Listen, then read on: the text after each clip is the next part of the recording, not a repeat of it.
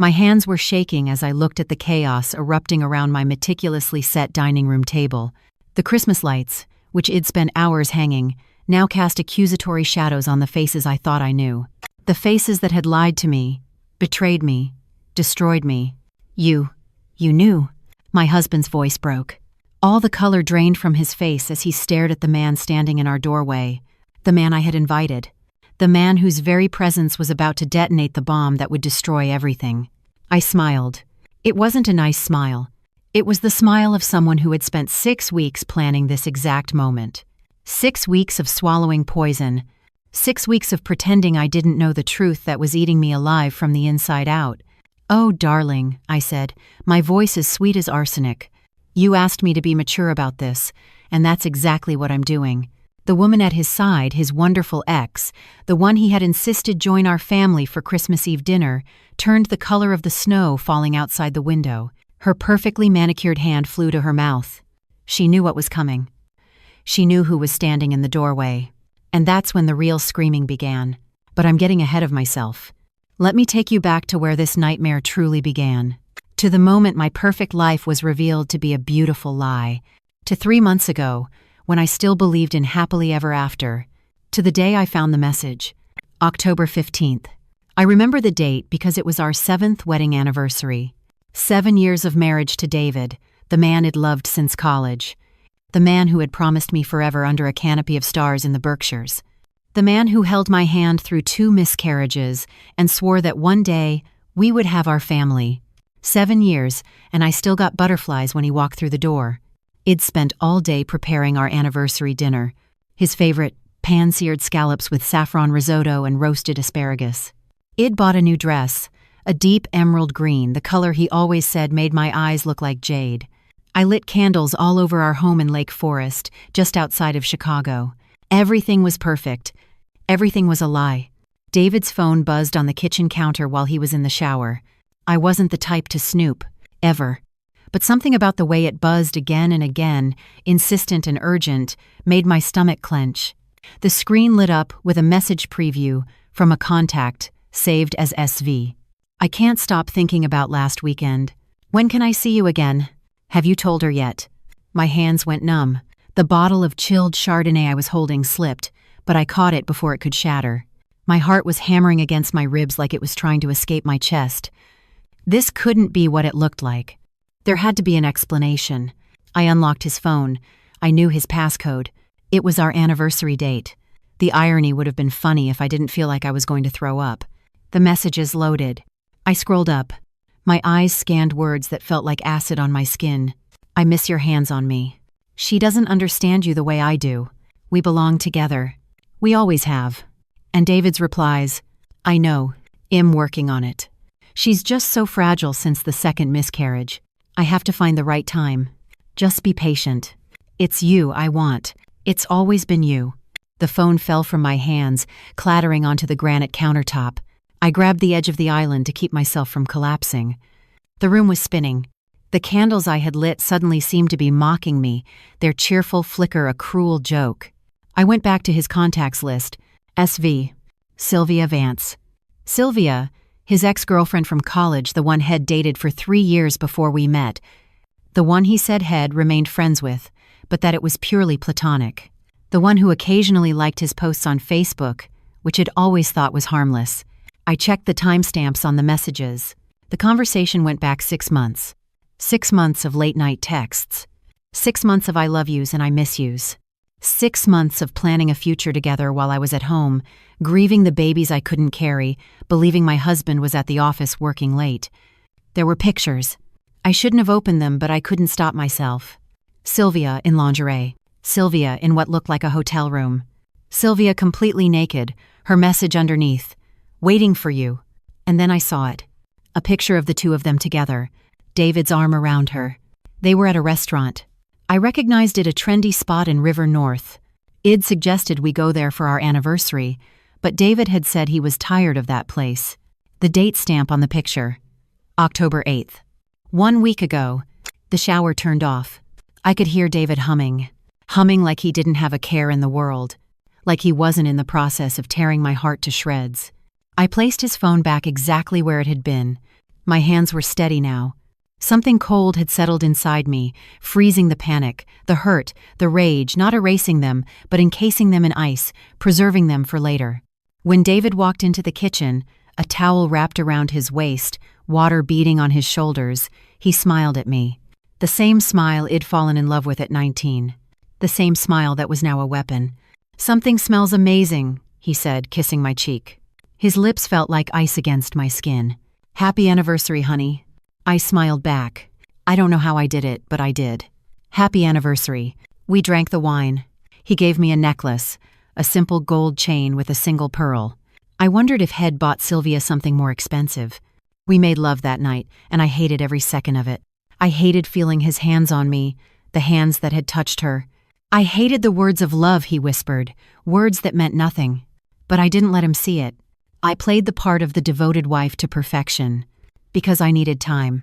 To think, to plan, to decide what to do with the information that was burning a hole in my chest. I didn't confront him right away. No. Instead, I became someone I didn't recognize. I became a spy in my own marriage. For the next 2 weeks, I documented everything. I set up a secret email account and sent myself screenshots of their conversations.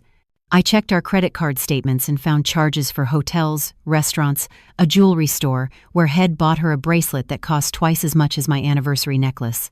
I hired a private investigator. His name was Frank Miller, an ex-cop with kind eyes and a gentle voice that didn't quite hide the pity he felt when I told him what I needed. He was expensive, but I had my own money. I worked as a freelance graphic designer from home and had been saving for years. Frank followed David for a week. The evidence he gathered was exhaustive and devastating. Photos of David and Sylvia meeting at hotels. Video of them kissing in parking garages. Call logs that showed conversations lasting for hours, always when David claimed to be in meetings. But Frank found something else.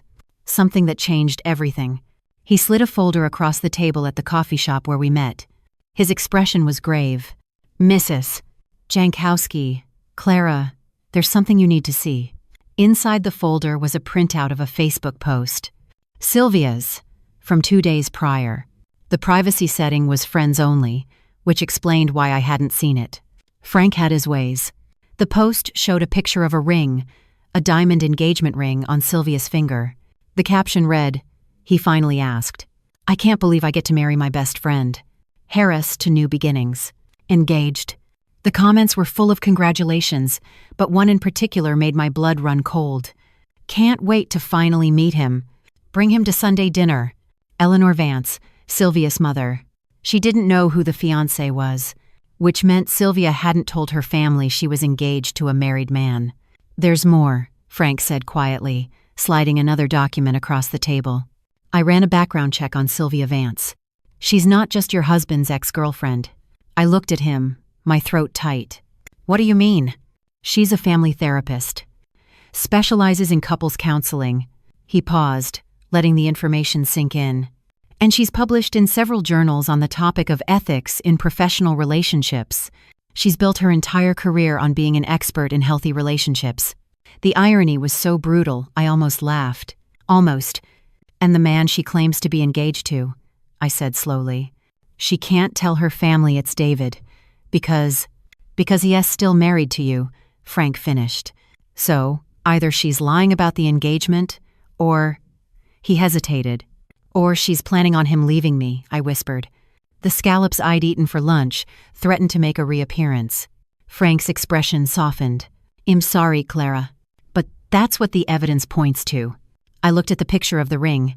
It was beautiful. A platinum band, an emerald-cut diamond, probably 3 carats. David and I had been saving for a down payment on a bigger house, one with enough rooms for the children we planned to have. I'd been putting money away from every paycheck, sacrificing things I wanted, because our future was more important. Apparently, had been saving too. Just not for our future. For hers. "There's one more thing," Frank said. He looked pained now, like he was about to deliver a blow he knew would break me. I cross-referenced his movements for the last 6 months with the calendar you gave me. He pulled out a timeline. My eyes scanned the dates, and then I saw it. June Kinseth, the day of my second miscarriage. The day I lay in a hospital bed, bleeding, terrified I was dying. The day David said he had to leave for a few hours for a work emergency. Frank had circled the date. Next to it was a time-stamped photo. 2:47 p.m. David and Sylvia checking into the Westin. While I was losing our baby, he was with her. The coffee shop blurred. I couldn't breathe. Frank was talking, his voice sounding distant, asking if I was okay, if I needed some water. But all I could see was that date. June 15th, the worst day of my life. And he had chosen to spend it with her, Clara. Frank's hand was on my arm, gentle but firm. Breathe. Just breathe. I dragged in a breath. Then another. The world slowly came back into focus. I'm fine. I lied. I wasn't fine. I would never be fine again. But I was done crying. I was done breaking down. Something hard and sharp was forming in my chest, taking the place of my shattered heart. Thank you, Frank, I said, my voice steady. This is exactly what I needed. He looked at me for a long moment. What are you going to do? I gathered the papers, sliding them carefully back into the folder. I'm going to get a lawyer. I paused. An idea was beginning to form. A terrible, perfect idea. And then, I'm going to wait. For what? I smiled, and it felt alien on my face, like I was wearing someone else's skin. For the right moment. November 1st. David came home from work with Chinese takeout and a strange energy about him. He was nervous. I could see it in the way he fidgeted with the containers, the way he avoided my eyes. We sat down at the dining room table. He cleared his throat 3 times before he spoke. Clara, I wanted to talk to you about something. He started, prodding his noodles with a fork. About the holidays. I took a sip of water, watching him over the rim of the glass. What about them? Well, you know how we usually keep it quiet. Just us and maybe your sister. My sister Leah, who was planning to come this year with her husband and their 2 kids. My beloved niece and nephew who made the ache of not having my own children slightly more bearable. Yes, I said carefully. David took a deep breath. I was thinking, maybe we could do something different this year. Open our home to more people. Be a little more inclusive. Inclusive, I repeated. The word tasted like ash. I ran into an old friend from college recently, he continued, the lie so smooth, so practiced. Sylvia Vance? You remember her, right? I've told you about her. Oh, I remembered her. I had an entire file dedicated to her memory. Vaguely, I said. Well, she's going through a tough time. Her whole family's out in San Diego, and she can't make it home this year because of work. She's going to be all alone for Christmas. He finally looked at me, his eyes pleading. I was thinking, it would be nice to invite her to join us. You know, share a little holiday cheer. The audacity. The absolute staggering audacity of it. He was looking at me like I was a problem to be solved, my reaction an obstacle between him and what he wanted. And what he wanted was to have us both at the same table. His wife and his mistress, breaking bread, celebrating the birth of Christ. I could have screamed. I could have thrown the lo mein at him. I could have pulled out the folder of evidence and watched him squirm. But I didn't. Because I had a better idea. The idea that had been germinating since my meeting with Frank. An idea that required David to believe he was getting exactly what he wanted. I set down my glass and folded my hands on the table. Of course. David blinked. Of course? Yes. If she's going to be alone for the holidays, of course she should join us. That's the spirit of Christmas, isn't it? Kindness. Generosity. I smiled. I'll even cook something special. The relief on his face was palpable. He reached across the table and squeezed my hand. Thank you, baby. Thank you for being so understanding. This is why I love you. You have such a big heart. I squeezed back, my smile never wavering. Of course, darling. I just want you to be happy. And I meant it. I wanted him to be deliriously happy, right up until the moment I destroyed him. After dinner, while David watched TV, I went upstairs to our home office and opened my laptop. I'd been doing my own digging for the past few weeks, prying into Sylvia's life the way she had pried into my marriage. I knew where she worked, the Family Wellness Center, a prestigious therapy practice downtown. I knew where she lived, a penthouse in the Lincoln Park neighborhood, expensive and modern. I knew her habits, her favorite coffee shop, her gym. And I knew something else. Something I'd discovered through a bit of creative social media stalking and a fake profile. Sylvia was indeed engaged, but she was keeping her fiancé a massive secret. No pictures of him on her feed, no name mentioned, just the ring and vague references to my love and my future. The comments from her friends on the engagement post were telling. "When do we get to meet this mystery man? Girl, you are keeping him under wraps. He must be someone special. Can't wait for the wedding. It's going to be in San Diego, like you always planned, right?" She was hiding him because he was mine. But what David and Sylvia didn't know, what they couldn't possibly know, was that I had gone further, much further. I had found Sylvia's calendar, not a physical one, but her digital one. She had it synced with the calendar system on her professional website, which had laughably weak security. A few educated guesses on her security questions. Her mother's maiden name was public information. Her first pet's name was mentioned in an old college blog post, and I was in. And there, scheduled for November 15th, was an appointment. Dinner with the family. Introduce Ben. Not David. Ben. I cross-referenced the date with her emails, yes. I'd gotten into those too. Turns out people who preach about ethics are often terrible at cybersecurity. The email was from someone named Dr. Benjamin Carter. Subject: "Can't wait to finally meet your family." I opened it, read it, and then read it again. And then I started to laugh. Dr. Benjamin Carter believed he was Sylvia's fiancé. His emails were full of love and excitement about their future. He had proposed to her in August in the Rocky Mountains. He was a pediatric surgeon who had moved to Chicago 6 months ago from Denver. He had no idea the woman he loved was sleeping with someone else. Sylvia was playing them both. She had accepted Ben's proposal, wore the ring he gave her, planned to introduce him to her family, and all the while she was sleeping with David. Promising a future to David. Playing David like a fiddle. At first, I couldn't fathom it. But then I looked at the financials Frank had provided. David made good money as a senior software engineer. But it wasn't pediatric surgeon money. Ben was likely pulling in 4 or 5 times what David made. Sylvia was keeping her options open. Or maybe she was just a sociopath who enjoyed the game. Either way, she had made a mistake. A critical one. She had underestimated me. I looked at the calendar. November 15th was 2 weeks away. Christmas was 6 weeks away.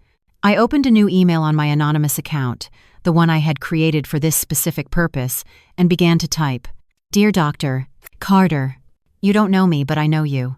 And more importantly, I know Sylvia Vance, your fiancée. I'm writing because I believe you deserve to know the truth about the woman you're planning to marry. I know this email looks like it's from some crazy person. You're probably about to delete it. But before you do, I want you to ask Sylvia about David Jankowski. Ask her who he is. Ask her where she was on October 8th, October 15th, October 22nd. Ask her why she has 2 separate dinner reservations for Christmas Eve. You seem like a good man, Dr. Carter. You deserve better than lies. If you would like proof of what I'm saying, please reply to this email. Otherwise, I wish you the best of luck. You're going to need it. Sincerely, a friend." I hovered my cursor over send. This was it. The point of no return. Once I sent this, the dominoes would begin to fall. I clicked. The email disappeared into the digital ether. I leaned back in my chair, my heart pounding. Phase 1 was complete. Now, all I had to do was wait. Ben Carter replied in under 3 hours. "Who is this? How do you know Sylvia? What proof do you have?" I was ready for this. I had spent days preparing. I uploaded select screenshots to a secure file-sharing service. Nothing too graphic. I wasn't trying to traumatize the man, but enough to show the truth. The text between David and Sylvia, time-stamped. The photos of them together. The hotel receipts. I sent him the link with a single sentence. "I'm sorry. You deserve better." He didn't reply right away. I pictured him opening the files, his world falling apart just as mine had a few weeks before. I felt a pang of guilt. He was an innocent in all this, collateral damage. But he had to know. And more than that, I needed him to know. Because Dr. Benjamin Carter was the final piece of my puzzle. 3 days later, another email. I confronted her. She denied everything. Said you were some crazy ex of his trying to make trouble. But the pictures, I don't know what to believe. Who are you? Why are you doing this? I had expected the denial. Sylvia was a professional manipulator. Of course she would try to gaslight him. I wrote back. I'm not his ex. I'm David Jankowski's wife. You can check the Cook County Records Office if you don't believe me. David and Clara Jankowski, married for 7 years in Chicago. Still legally married, still living together, still sharing a bed. Sylvia is sleeping with my husband. She has been for at least 6 months. And she is planning to spend Christmas Eve with us. With me. In my home. At my table. Eating the food that I will cook. You and I are the victims here, Dr. Carter. We are both being played by the same two people. But unlike you, I am not going to stand by and let it happen. My husband has invited Sylvia to our Christmas Eve dinner. He told me to be mature about it. He thinks I don't know. He thinks I'm the naive little wife who will smile and serve coffee to his mistress. So, here is what I propose. You and I give them exactly what they want. A nice holiday dinner. Everyone together, one big happy family. They want to have their cake and eat it too. Let's give them a truth bomb they will never forget. If you are interested in seeing the truth come to light, reply to this email. If not, I understand. You can delete this and try to move on, but they will not win. Not without consequences. The choice is yours. I sent it and waited. It was a gamble. Ben could go to Sylvia, show her the emails, warn her. He could ignore me completely. He could even go to the police, though I hadn't done anything illegal. Or he could do what I hoped he would do. 2 days passed. Then 3. I started to think I had miscalculated, that Ben Carter would choose the path of least resistance, break it off with Sylvia, move on. Then, on the 4th day, my phone buzzed with a new email notification. I'm in. I smiled. It wasn't a nice smile. It was the smile of a woman who had just found a co-conspirator in revenge. I wrote back with the details, the time, the address, what to expect. I told him to act surprised, devastated, to not hold back. His reply was short. Trust me, I won't have to act. The weeks leading up to Christmas were surreal. I moved through my days like an actress in a play, performing my scenes, saying my lines, all while knowing that the final act would bring the entire theater crashing down. David kept bringing up Sylvia. Now that he thought I was okay with it, he'd say things like, "Oh, Sylvia recommended this great new restaurant," or, "Oh, Sylvia and I used to love this song in college." Every mention was a test, I realized. He was checking my reaction, seeing how far he could push.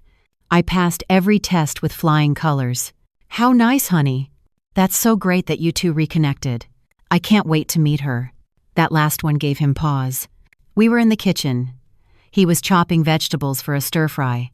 His knife stilled on the cutting board. You have met her, though, he said carefully. At that alumni tailgate a few years ago. Remember? I did remember. David kept bringing up Sylvia. She had spent most of the party talking to David, laughing at his jokes, touching his arm. I hadn't thought anything of it at the time. I thought I was secure enough not to be jealous of an ex-girlfriend. God, I was a fool. I can't wait to meet her. Oh, right, I said, loading the dishwasher. There were a lot of people. Well, you'll get to know her better at Christmas, David said. He sounded pleased, genuinely pleased at the prospect of his wife and his mistress becoming friends over prime rib. I'm planning quite a feast, I said. Prime rib, roasted potatoes, all the trimmings. It's going to be a Christmas Eve to remember. You're amazing, you know that? He came up behind me, wrapping his arms around my waist. I felt nothing. Less than nothing. His touch was like the embrace of a stranger. I don't deserve you. No, you don't, I muttered under my breath. He laughed, thinking I was joking. He kissed my neck and went back to his vegetables. I allowed myself a small, secret smile. December 15th. Sylvia texted David. I started to think I had miscalculated, that Ben Carter would choose the path of least resistance, break it off with Sylvia, move on. Yes, I learned how to do that. The internet has a tutorial for everything if you look hard enough. Sylvia, I'm so excited for Christmas Eve. What should I bring? David, just yourself. I knew because I had cloned his phone. Sylvia, is she really okay with this? It's not weird for her? My wife is taking care of everything. Trusts me completely. She doesn't suspect a thing. Sylvia, you're the luckiest man alive. It'll be the perfect, grateful guest. And then you'll come over to my place after, right? I have a special present for you. David, wouldn't miss it for the world. Love you. Sylvia, love you more. I read the exchange in the bathroom, sitting on the edge of the tub, my hands shaking with rage. He was planning to leave our Christmas Eve dinner to go sleep with her, to exchange presents with her, while I was left to clear the dishes and pretend everything was fine. I screenshotted the exchange and sent it to Ben. His reply was immediate. "I'm going to destroy them." "Not yet," I wrote back. "Wait for Christmas Eve. It will be worth it." My sister Leah called that week to talk about holiday plans. I'd been dodging her calls, knowing she'd hear something in my voice. Leah and I were close, closer than most sisters. She had been my rock during the miscarriages, the only person who could make me laugh even on the darkest days. "Hey, stranger," she said when I finally picked up. "Was starting to think you'd fallen off the face of the earth." "Sorry," I said, forcing cheer into my voice. "Work has been crazy." "Uh-huh. And how's David?" "Fine. Great, actually." "Clara, you are a terrible liar." "What's going on?" I closed my eyes. I wanted to tell her.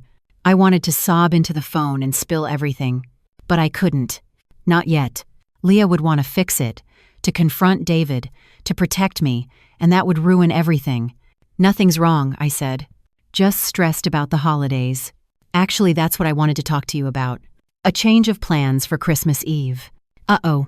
This sounds like you're uninviting us." "No, you're still coming.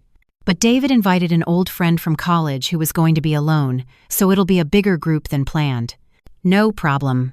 The more the merrier." "Who's the friend?" "Her name is Sylvia. She's his ex-girlfriend, actually." Silence. Then, "I'm sorry, what? He invited his ex-girlfriend to Christmas Eve dinner?"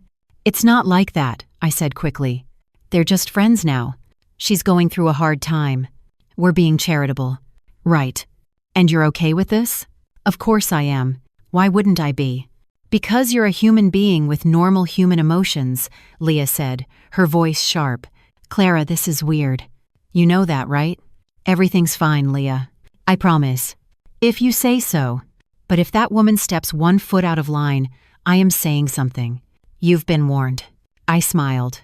A real smile this time. Message received. "See you on the 24th. Well, be there. And I'll be watching this Sylvia woman like a hawk." After we hung up, I sat with the phone in my hand. Leah's protective anger on my behalf chipped away at some of the ice around my heart. For a moment, I let myself feel it. The hurt, the betrayal, the devastating loss of the man I thought I loved. Then I pushed it back down. There would be time for grieving later. Right now, I had a job to do. I opened my planning document. Everything was falling into place. Ben was to arrive at 8:30 p.m., half an hour after dinner started. I had given him the code to the side entrance. Our house had a smart lock that allowed for temporary codes. He would let himself in, following the sound of voices to the dining room. The looks on their faces would be priceless. But the reveal was just the beginning. I had more planned. Much more. I had contacted a lawyer, the best divorce attorney in Chicago, by reputation. Her name was Catherine Sterling, and she had a 98% success rate in getting her clients exactly what they deserved. Our consultation was enlightening. "Infidelity absolutely plays a role in divorce law in Illinois," she explained. "We can file for an at-fault divorce.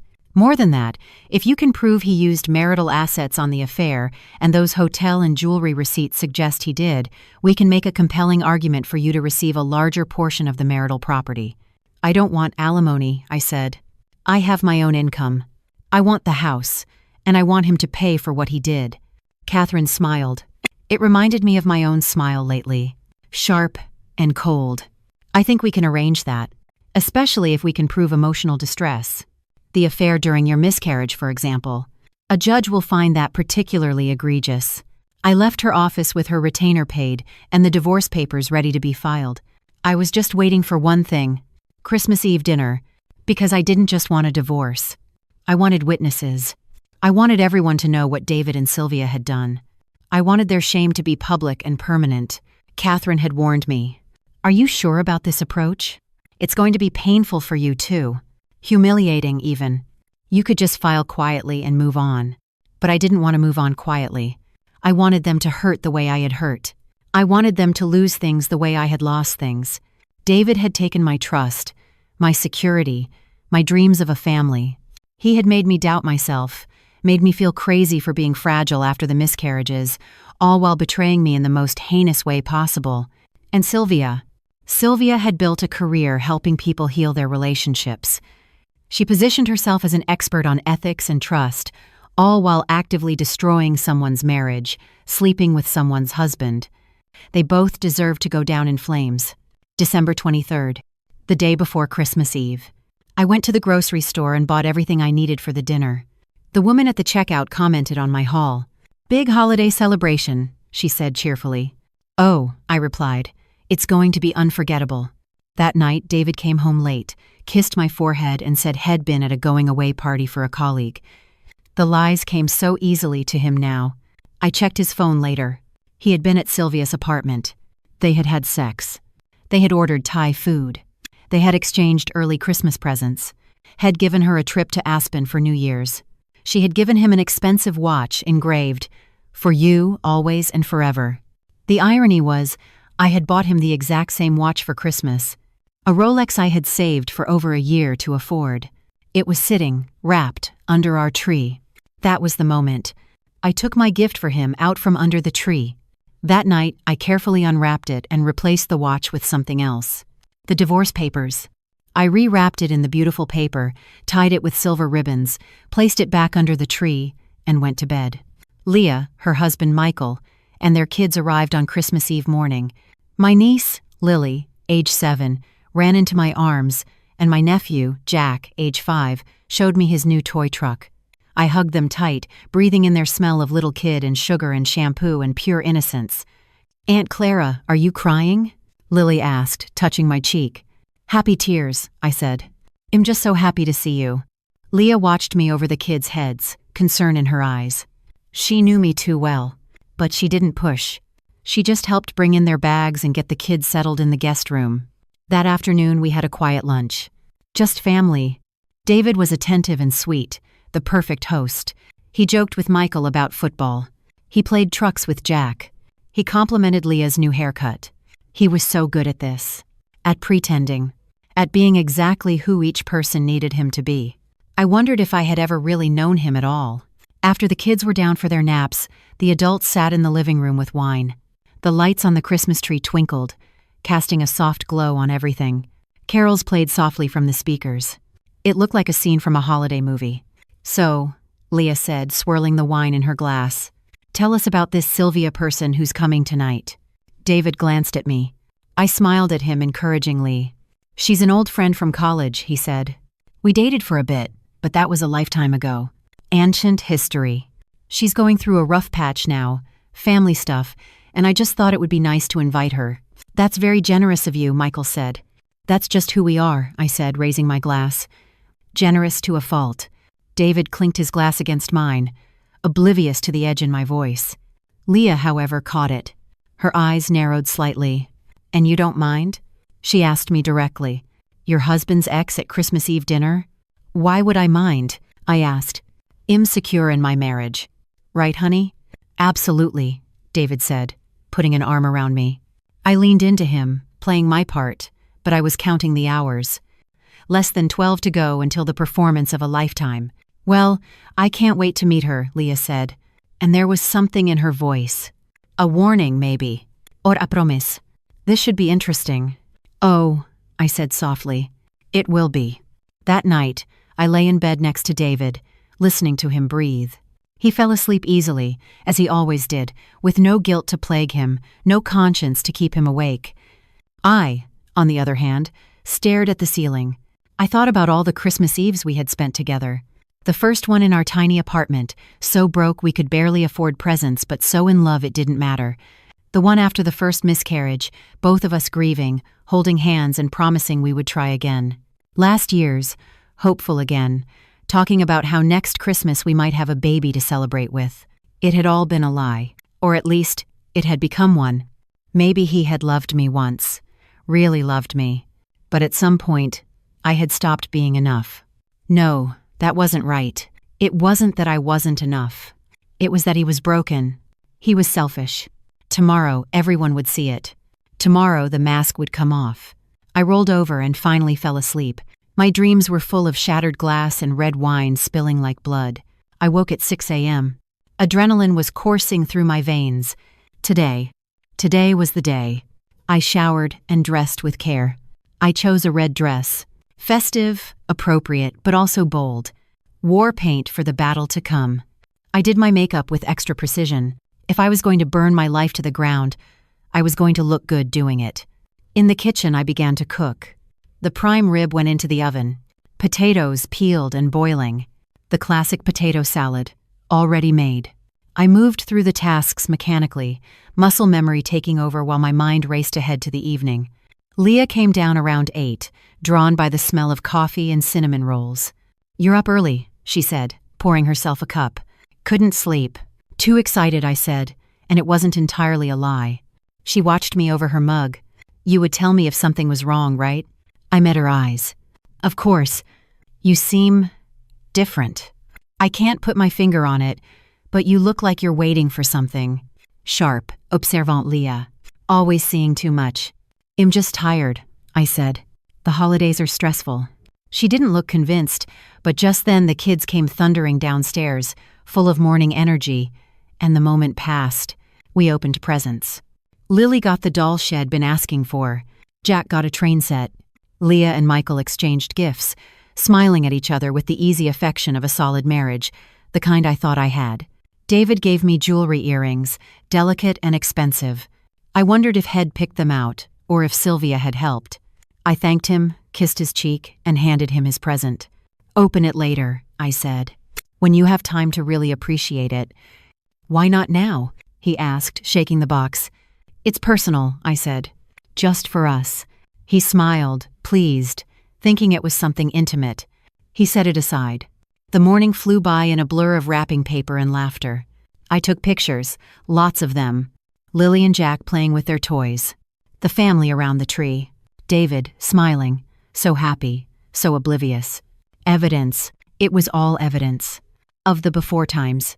The last moments before everything changed. Lunch was informal, sandwiches and leftover pastries. Then Leah helped me in the kitchen while Michael took the kids to the park to burn off some energy before the big dinner. "What time is Sylvia getting here?" Leah asked, dicing celery for the salad. 8 p.m.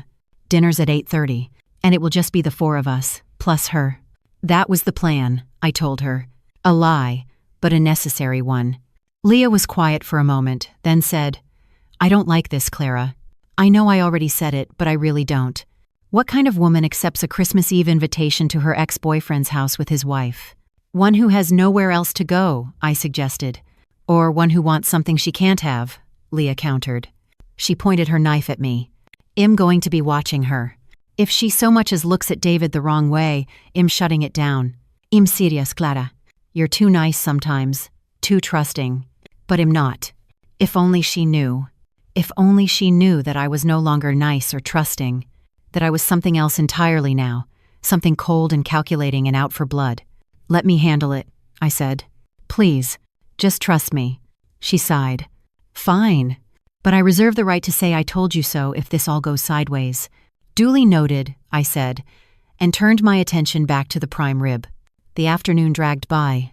I set the table with our best china, the set my grandmother had given us for our wedding. White plates with a gold rim, crystal glasses, silverware I had polished until it gleamed.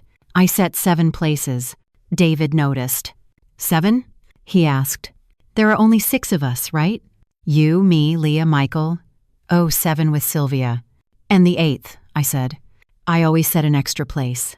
It's an old tradition. For an unexpected guest." He shrugged and went back to watching the football game. At 7:30 del pomeriggio, I checked my phone. A text from Ben. "On my way. Parking on the next street over. Awaiting your signal." I replied. "Body and Senchefin." Not a minute sooner. "And Ben?" "Thank you. Don't thank me yet. Thank me after they've paid." At exactly 8 p.m., the doorbell rang. David shot up. I saw the flash of excitement on his face before he masked it with something more appropriate. "That must be Sylvia," he said casually. "I'll get it." I walked slowly towards the door, savoring the moment. This was it. The beginning of the end. I opened the door. Sylvia Vance was standing on my porch, and she was beautiful. I'd seen her pictures, of course, but she was more striking in person. Tall, slender, with dark hair styled in perfect waves. She was wearing a cream-colored cashmere sweater and dark jeans. Casual but expensive. She held a bottle of wine and a bouquet of flowers. "Hi," she said with a warm, practiced smile. "You must be Clara. I'm Sylvia. Thank you so much for having me." I took in every detail. The way her eyes were a little too bright, too watchful. The slight tension in her shoulders. The expensive engagement ring on her left hand, which she had left on. A power play, maybe. Or a test. "Come in," I said, stepping aside. "We're so glad you could make it." She stepped into my home, bringing a gust of cold air and the scent of designer perfume with her. David appeared in the hallway, and I saw the look that passed between them. It was brief, just a second, but I saw it. The longing, the familiarity, the shared secret. My smile never faltered. "Sylvia," David said, moving to hug her. It was quick, appropriate, but I saw his hand linger on her back for a moment too long. "Glad you could make it. Thank you again for inviting me," she said. Then she turned to me. "You have a beautiful home." "Thank you," I said. "Let me take your coat." "David, pour Sylvia a glass of wine." I hung her coat in the closet, expensive cashmere, I noted, and led her into the living room, where Leah and Michael were wrangling the kids. "Sylvia, this is my sister Leah, her husband Michael, and their kids, Lily and Jack." Leah stood, and I could see her sizing Sylvia up with a critical eye. They shook hands. "Nice to meet you," Leah said, her tone polite but cool. "You too," Sylvia said. "Your children are adorable." The conversation flowed easily. Sylvia was good at this. Charming, attentive, asking all the right questions. She complimented the decor, admired the Christmas tree, played briefly with the children, who took to her immediately. David watched her with barely concealed adoration. It was nauseating. At 8:30, I announced that dinner was ready. We all moved into the dining room. I had spent hours making it perfect. Candles in silver holders, a centerpiece of evergreen branches, the food laid out like a feast. "This is incredible," Sylvia said, taking her seat. David had sat her next to him, across from me. Leah was at my right, her eyes still sharp and watchful. We served the food, passing platters, filling wine glasses. It was all so civilized, so normal. David raised his glass. "I'd like to propose a toast.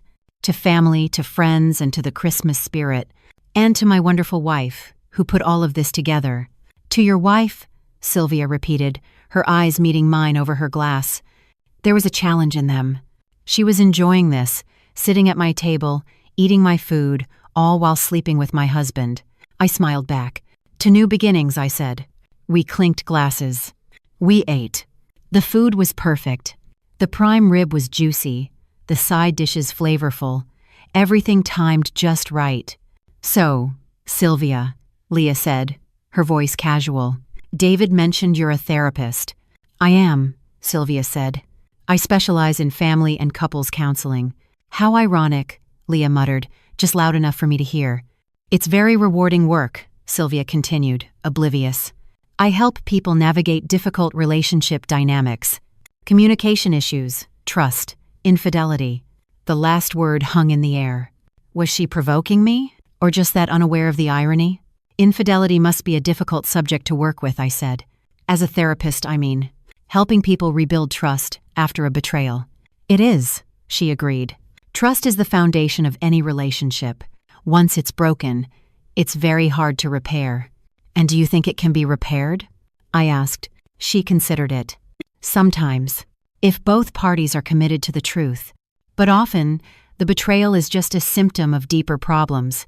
Sometimes, relationships just run their course because they were never meant to last." "Oh," I said. "What a depressing thought." "I prefer to think of it as realistic," she said. David was watching our exchange nervously. He sensed something, but he couldn't put his finger on it. 8:55. 5 minutes. My phone was in my pocket. I had given Ben the code to the side door. I had told him exactly when to arrive. All it would take was a text. "Excuse me for a moment," I said, standing. "I just need to check on dessert." I walked into the kitchen, pulled out my phone, typed "now," and hit send. Then I took a deep breath, smoothed my dress, and walked back into the dining room with a smile. "Dessert will be ready in a few minutes," I said. "But first, I have a surprise." David looked up, intrigued. "A surprise?" "Yes. You know how you were saying we should be more inclusive this holiday? Make it more of a celebration?" "Yeah," he said slowly. "Well, I took your advice. I invited someone else to join us. Someone I thought should be here." Sylvia's fork stopped halfway to her mouth. Her eyes met mine, and for the first time I saw a flicker of fear in them. "Who?" David started to say. The side door clicked open. Footsteps in the hall. Everyone turned. Dr. Benjamin Carter walked into the dining room. He was tall and handsome in the clean-cut professional way surgeons often are. He was wearing a dark sweater and jeans. His eyes were bloodshot, as if had been crying or hadn't slept. He looked at Sylvia. "Hello, darling," he said, his voice eerily calm. "Surprise." Sylvia went white. The blood drained from her face so completely I thought she might faint. "Ben," she whispered. "What? What are you doing here?" "What am I doing here?" His laugh was brittle. "I was invited. By your lover's wife." David shot to his feet so fast his chair tipped over backward. "What the hell is going on?" "Sit down, David," I said quietly. "We're just getting started." "What is this?" David demanded, looking from Ben to me. "This," I said, "is Dr. Benjamin Carter, Sylvia's fiancé." "Oh, didn't you know she was engaged?" The room fell silent. Leah's jaw dropped. Michael looked bewildered. The children, thankfully, were in the other room watching a movie. David turned to Sylvia. "Fiancé?" Sylvia was shaking her head. No, Ben, what is she talking about?" "Why are you here?" "Don't you dare," Ben said, his voice sharp as a scalpel. "Don't you dare lie to me again. I've seen the proof. I've read the texts. I know about David. I know about everything." "Texts," David said, his face turning colors. Red and white and red again. "Sylvia, what is he talking about?" "Oh, you don't know either," Ben said, turning to David. "Your girlfriend here has been sleeping with both of us. You thought you were the side piece. I thought I was the faithful fiancé. Turns out, we're both idiots." "This isn't true," Sylvia said, standing. Her voice was shrill. "Ben, I don't know what she told you, but—" "I didn't tell him anything he couldn't verify for himself," I interrupted. "The pictures of you and David in River North, at the Westin, they told the story just fine." David's eyes snapped to me. You knew." "Oh, darling," I said, my voice sweet. "I've known for months." The silence that followed was deafening. "You've known," David repeated, his voice hollow. "Since October 15th, I said. Our anniversary. Remember that night you came home smelling of her perfume? I found the texts while you were in the shower." Leah stood up. "I'm sorry, what?" "David, you've been cheating on my sister?" "Leah," David started, but she cut him off. "With this woman?" Leah pointed at Sylvia. "The one you invited to our family's Christmas Eve dinner?" "It's not. I can explain." David was floundering, looking at all of us. "Oh, this ought to be good," Ben said, crossing his arms. "Go on, David. Explain to all of us how you've been sleeping with my fiancé for 6 months. 6 months? I said, tilting my head. "Oh, Ben, honey, it's been longer than that. The texts go back 6 months, but they've been reconnecting for at least a year. Haven't you, David?" David looked like he was going to be sick. "And you, Sylvia?"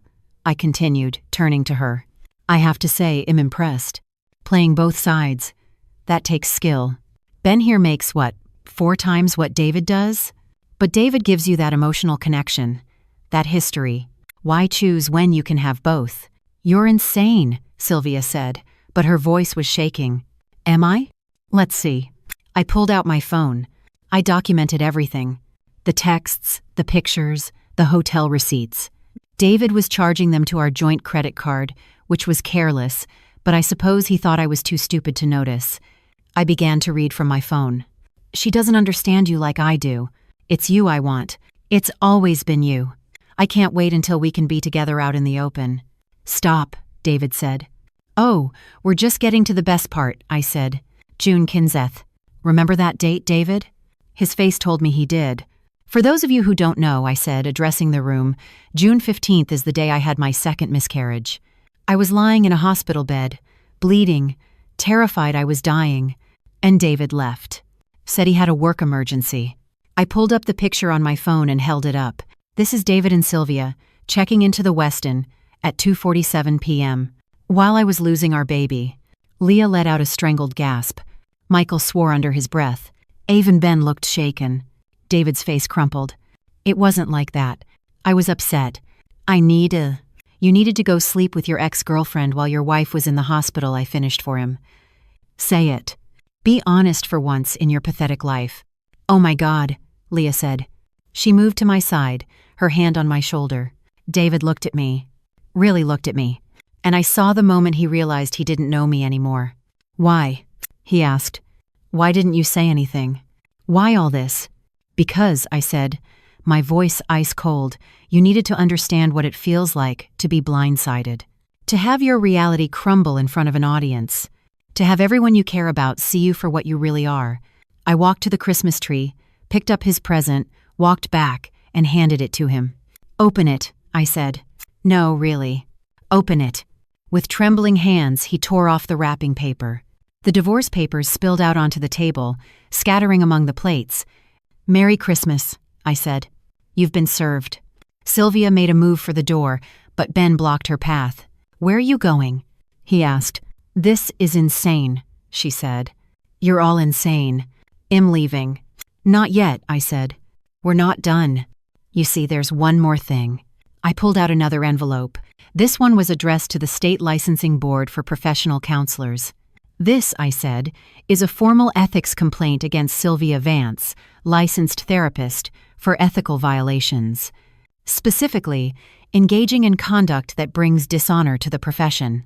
I've documented your affair with David, including dates, times, and locations. I've also included a sworn statement about how you used your professional knowledge to manipulate him, advising him on how to hide the affair from his fragile wife. Sylvia's face was gray. You can't. They could take my license. Exactly, I finished. Or at the very least suspend it. You should probably look for a new career, Sylvia. Maybe something that doesn't require ethics. You bitch, Sylvia hissed. Watch it, Leah said, stepping forward. You're talking to my sister. The sister whose husband you were sleeping with. The sister whose hospital stay you used as a hookup opportunity. Ben laughed, a harsh, bitter sound. And to think I was going to marry you. God, what an idiot I've been. Ben, please. Sylvia turned to him, tears welling in her eyes. I love you. He meant nothing to me. It was a mistake. Enough, Ben said, holding up a hand. Just enough. I've heard enough lies. He pulled the engagement ring out of his pocket. He must have retrieved it from her apartment and threw it on the table. It bounced once and landed in the gravy boat. We're done. And before you try to salvage anything, you should know I already called your mother. I told her everything. She is very disappointed. Sylvia made a choked sound. How does it feel? I asked. When your life falls apart in front of an audience? When people you can't control know all your secrets? She didn't answer. She just grabbed her purse and ran for the door. We heard it slam. An engine starting. The squeal of tires as she peeled away. Ben stood there for a moment, looking lost. I'm sorry, he said to me. I'm so sorry you had to go through this. Thank you for coming, I said. I know it wasn't easy. She deserved it, he said. They both did. He looked at David, who was still standing there, holding the divorce papers. You're a coward and a fool. I hope you realize what you've lost. Then Ben left too, walking out with more dignity than he had arrived with. Which left us, David and me. And Leah and Michael, the witnesses to the carnage. Get out, I said quietly to David. This is my house, he said, but there was no fight in his voice. It's my house, I corrected him. Check the deed. My grandmother left me the down payment. It's in my name. And according to the divorce papers you're holding, I'm keeping it, along with half of everything else, including what you spent on Sylvia. You can't. I have a very good lawyer who says I can. And I have proof that you used marital funds for your affair, which gives me leverage. You have two options. You sign the papers and agree to my terms, or we fight it out in court and let this all become public record. Your choice. David looked around the dining room. At the food on the table, the decorations, the life we had built. I never wanted to hurt you, he said. But you did, I said. You destroyed me, and you didn't even have the decency to tell me the truth. You made me the stupid, naive wife who didn't know her husband was cheating. You made me cry alone for our babies while you were with her. My voice broke on the last word. The ice that had surrounded me was beginning to crack. I'm sorry, he whispered. I am so sorry. It's not enough, I said. Now get out of my house. He looked like he wanted to say more, but Leah stepped forward. You heard her. Get out. Michael stood up too, silent, but menacing. David was outnumbered, outplayed, and he knew it. He gathered the divorce papers, went to the hall, and got his coat. At the door, he turned. I did love you, he said. Once. I don't believe you, I said. I don't think you even know what love is. The door closed behind him. The sound echoed through the house. And that's when I finally broke. I sank into a chair, put my face in my hands, and sobbed. All the pain I had been holding back for months came pouring out. Leah was there instantly, her arms around me, holding me together as I fell apart. I've got you, she whispered. I've got you, sis. You're safe now. Michael had disappeared, and I could hear him talking to the kids, keeping them occupied. Good Michael, always knowing what to do. I cried until there was nothing left inside me, until my throat was raw and my eyes were swollen, and my chest ached from the force of it. Finally, I looked up. I'm okay, I said. No, you're not, Leah said gently. But you will be. I looked around the dining room, the beautiful table I had set, the food that had grown cold, the wine glasses, some empty, some full, the gravy boat with a glittering diamond ring sitting in it. What a mess. Yeah, Leah agreed. But you did it. You stood up for yourself. You made them face the truth. Was it worth it? I asked. Did I just destroy everything out of spite? Leah was quiet for a moment. Then she said, What did they leave you with? A husband who didn't love you, a marriage that was a lie, a future built on betrayal. You didn't destroy anything worth saving, Clara. You just cleared the way for something better. I wanted to believe her. I wanted to believe that this pain had a purpose, that the ashes of my old life would fertilize something new. But in that moment, sitting in the wreckage of my Christmas Eve dinner, all I felt was empty.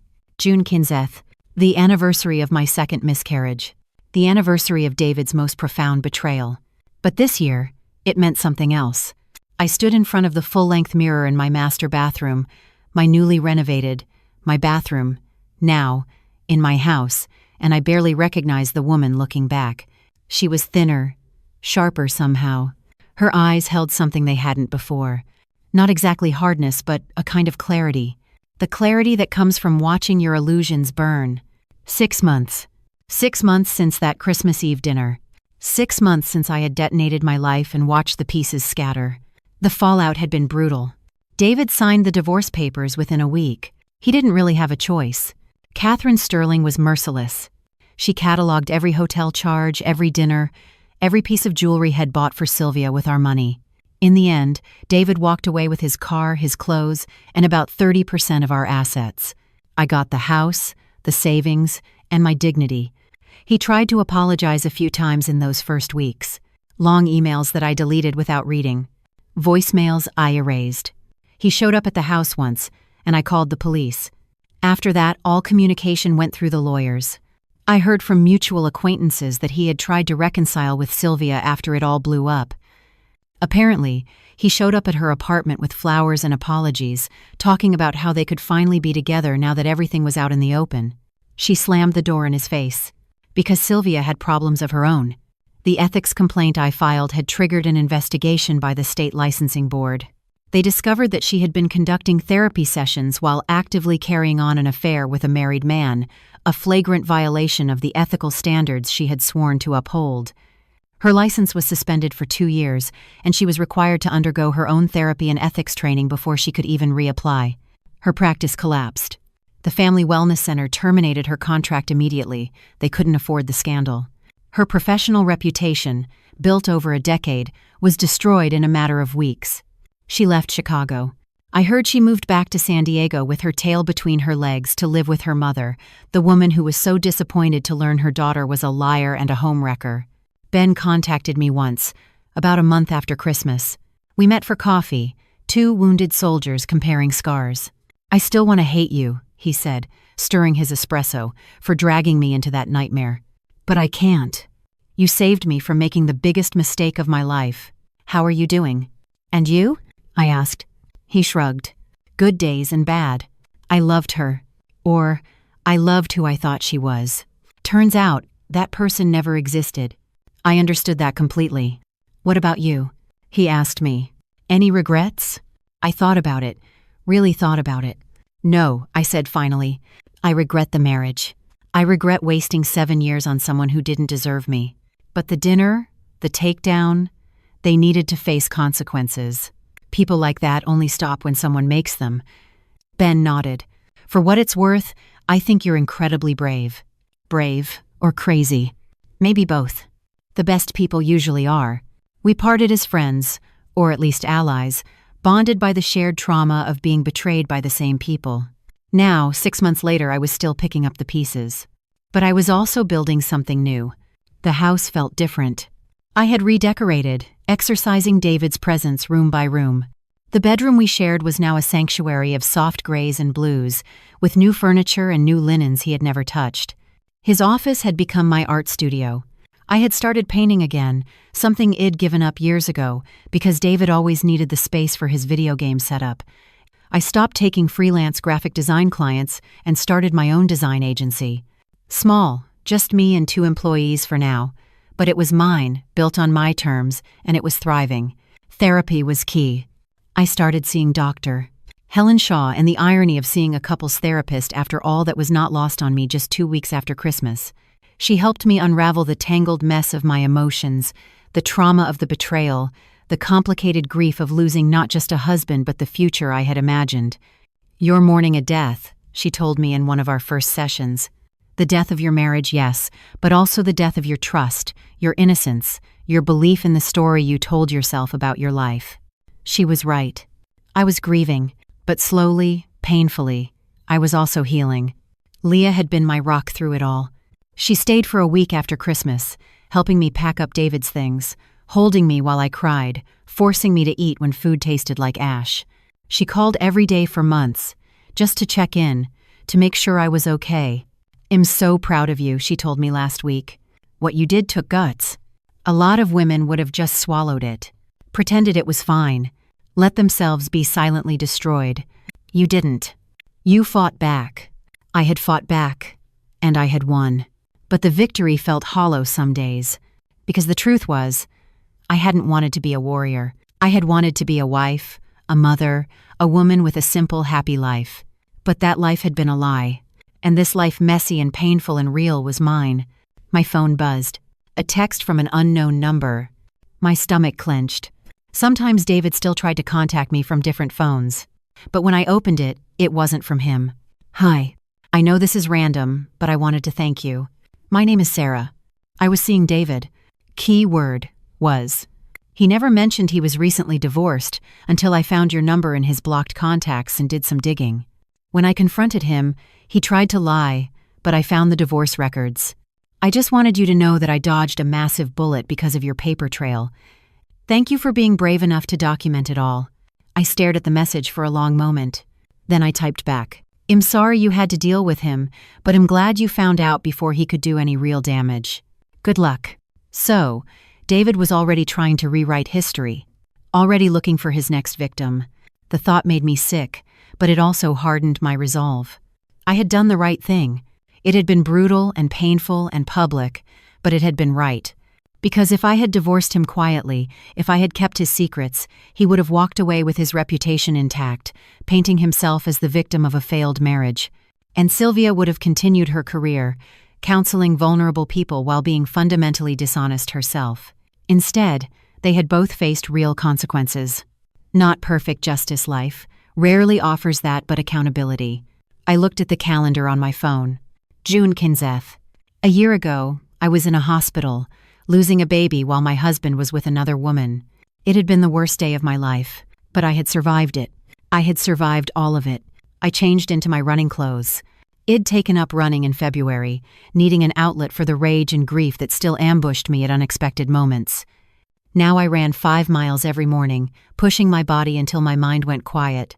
Tying my shoes, I thought about the woman I was a year ago. Naive, trusting, believing that love and loyalty were enough.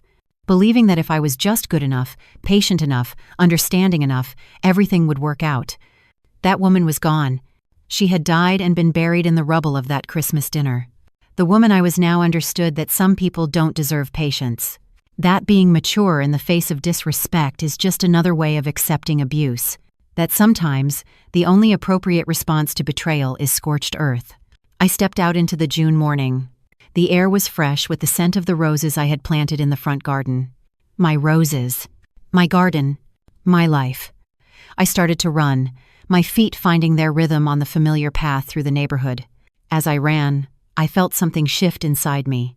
Not quite forgiveness. I wasn't there yet. I might never be. But a kind of acceptance. This was my story now.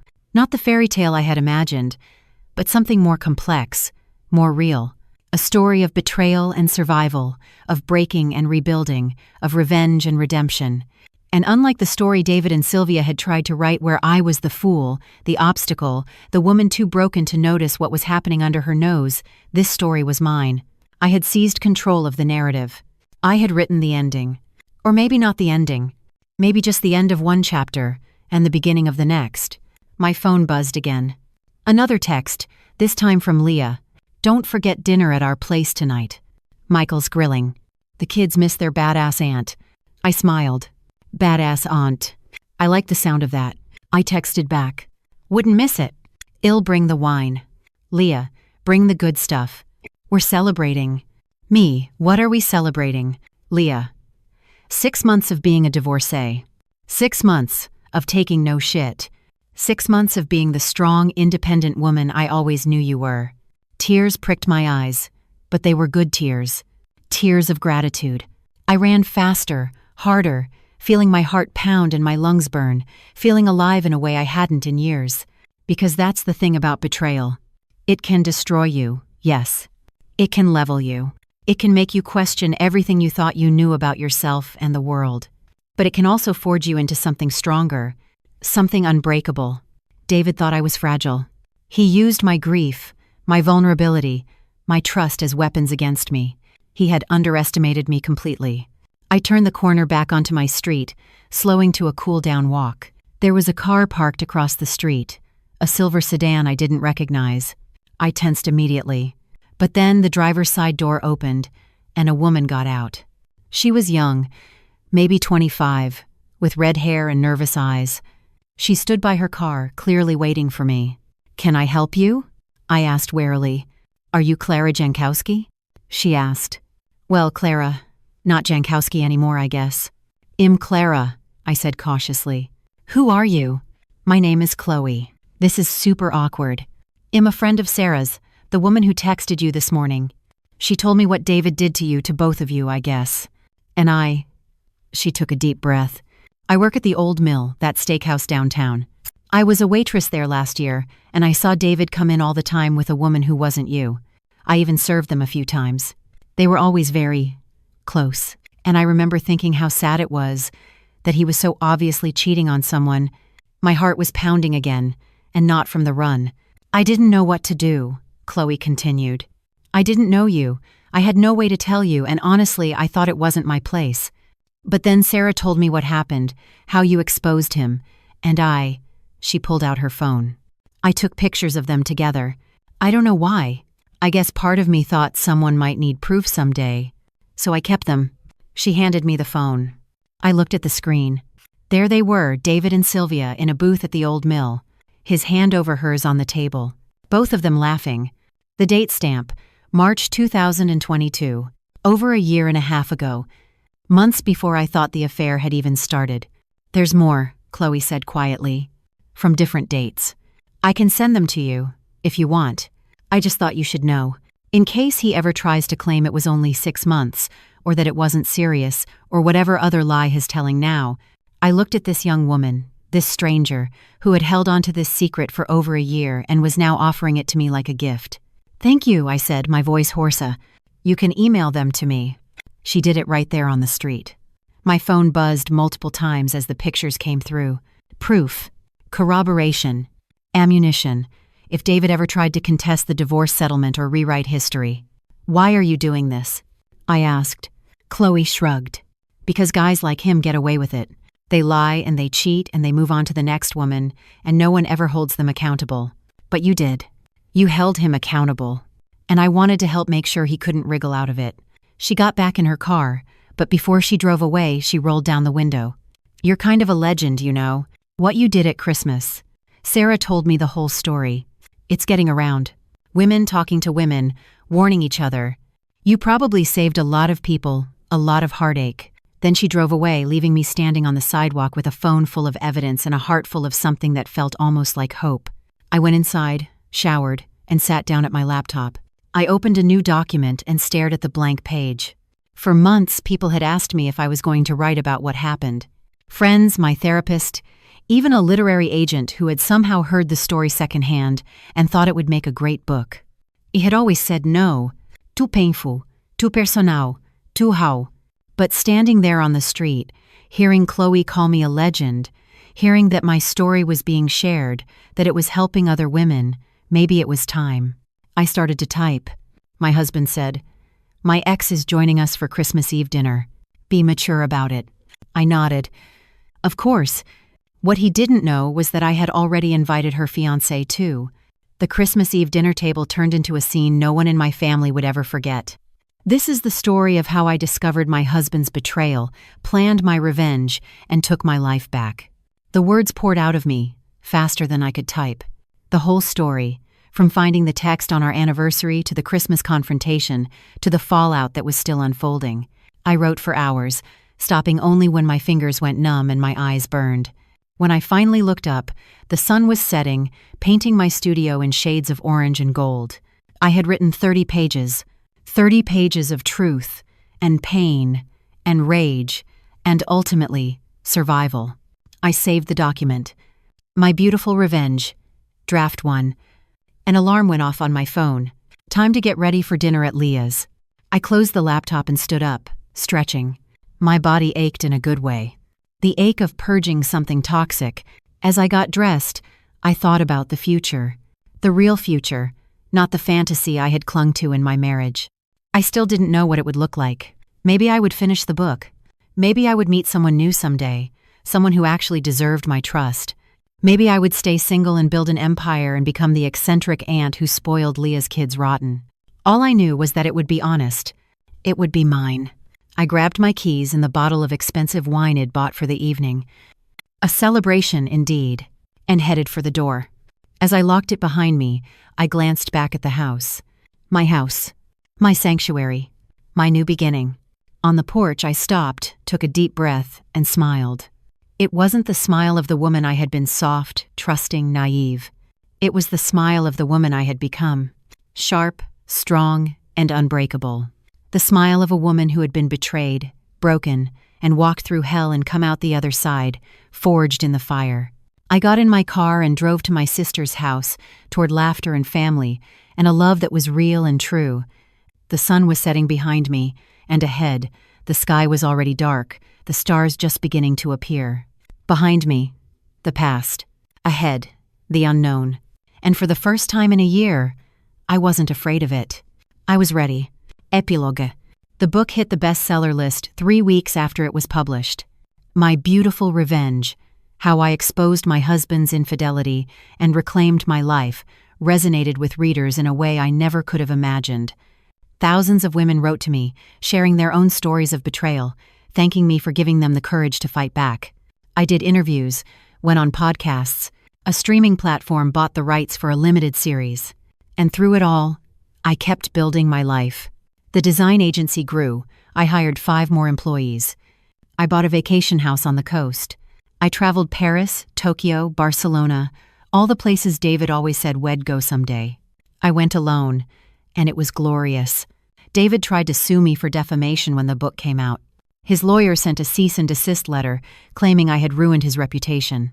Catherine Sterling laughed when I showed her the letter. "Everything in the book is true, and it is documented," she said. "Truth is an absolute defense. Let him sue. Well, bury him." He didn't sue, eh? The letter was a bluff. A last, desperate attempt to control the narrative. It failed. The truth was out, and it had set me free. As for Sylvia, I heard she moved to a small town in her home state and was working as a receptionist at a dental clinic. Her therapy license was permanently revoked after a second ethics violation came to light. Apparently, mine was not the first family she had helped destroy. I didn't gloat over her downfall. Id had my revenge. Id made my point. After that, she was just a cautionary tale, a reminder that actions have consequences. Ben reached out when the book was released. Head read it and wanted to thank me for changing his name and for treating him fairly in the story. "You could have made me look like a fool," he wrote, "but you treated me with respect. Thank you for that." We had become real friends over the year, bonded by shared experience and mutual healing. He had started seeing someone new, a nurse from his hospital, who was kind and genuine and nothing like Sylvia. They seemed happy. And me? I stood in my studio, looking at the canvas in front of me. I had started painting again. Really painting, not just dabbling. This piece was an abstract. All reds and blacks in sharp white lines. Pain and rage and survival, all swirling together. My phone rang. It was Leah. "Hey, sis," she said when I picked up. "What are you doing for Christmas?" Christmas. The word didn't hurt anymore. It didn't make me think of shattered glasses and confrontations and the end of everything. Now, it just meant family. Real family. "Same as last year," I said. "Small dinner. You guys, me, maybe a few friends. Perfect. The kids are already asking if you'll make that chocolate lava cake again." Of course. We talked for a few more minutes, making plans, laughing about nothing. A normal, beautiful, sisterly conversation. After we hung up, I looked out the window at the snow that had begun to fall. December in Chicago, the city turning into something clean and white and new. A year ago, I had burned my life to the ground at a Christmas Eve dinner table. I had destroyed my marriage, exposed 2 liars, and walked through fire to get to the truth. And now, a year later, I was standing in the ashes, looking at what I had built from the ruins. It was beautiful. Not the beauty of innocence or naivete, the beauty of survival, of strength earned through suffering, of a life rebuilt on a foundation of truth, not lies. I picked up a brush and added another stroke to the canvas, a line of gold cutting through the darkness. Hope, hard-won and real. My phone buzzed. A text from an unknown number. "Thank you for your book. I found the texts on my husband's phone last night. I was going to pretend I didn't see them, but then I remembered your story. Am confronting him tonight." I texted back. "You don't need luck. You need courage, and you already have it. You've got this. And if you need help, reach out. You're not alone." Because that's what surviving betrayal does. It connects you to every other person who has walked that path. It creates a network of warriors, all scarred, but all standing. I put down the phone and looked at my painting, at my life. David had tried to break me. He had lied to me, cheated on me, used my pain and my love as weapons against me. But I had survived. More than survived. I had thrived. And that, I realized, was the best revenge of all. Not the Christmas confrontation, as satisfying as it was. Not the divorce settlement, as just as it was. Not even the book, as successful as it was. The best revenge was living well, buying happy, building something real and beautiful out of the wreckage of what he had destroyed. I was whole again, different than before, scarred but stronger, wiser, braver, and I had done it myself. I smiled, that smile that was mine now, earned and true, and I turned back to my canvas.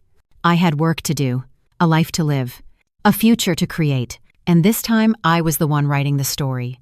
No more beautiful lies, just the beautiful, brutal, honest truth. And it was enough.